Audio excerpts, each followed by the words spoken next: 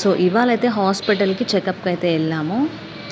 And 38 weeks 5 days అనమాట నాకిప్పుడు.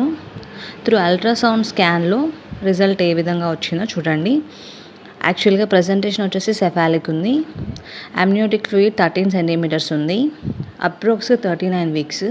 13 centimetres amniotic fluid అనేది గుడ్.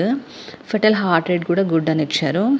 అండ్ వెయిట్ వచ్చేసి 3.1 కేజీ. యాక్చువల్‌గా దీనికి +/- 450 గ్రామ్స్ ఉంది. బట్ డాక్టర్ మనకి ఇక్కడ +/- యాడ్ గానీ, మైనస్ కానీ చేయకుండా జస్ట్ మనకి యావరేజ్‌గా వెయిట్ అయితే 3.1 కేజీ అనేసి ఇక్కడ మెన్షన్ చేశారు. అండ్ నెక్స్ట్ యాక్చువల్‌గా 38 వీక్స్ నుంచి చాలామందికి సర్వికల్ లెంత్ అనేది చెక్ చేస్తారనమాట. అండ్ నాకైతే 38 వీక్ అప్పుడు చెక్ చేయలేదు. ఇప్పుడు 38 వీక్ బిఫోర్ అయితే చెక్ చేయలేదు. సో ఇప్పుడు 38 వీక్స్ 5 డేస్. సో ఇంకా చెకప్ సర్వికల్ లెంత్ కూడా చెక్ చేశారు. డైలైట్ ఎంత అయింది అనేసి. అండ్ పర్లేదు గుడ్ అని ఇచ్చారు.